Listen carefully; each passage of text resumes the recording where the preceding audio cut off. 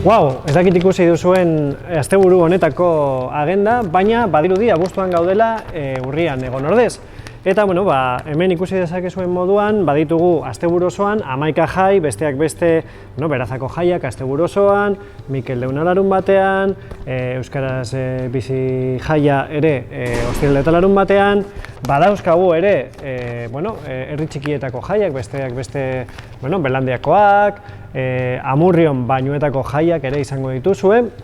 Eta horrez gain baditugu bestelako ekintza interesgarriak, adibidez Mendiko Lagunaken Goizaldea Terpearen asteburua, Arrankudiaga Soiloko mendi ibilaldia, Faktorian bertan egingo den borbor jardunaldiak, eta nola ez, ezin ahaztu Gasteizen bertan egongo den manifestazioa Galder eta Aitor Zelaiaren alde.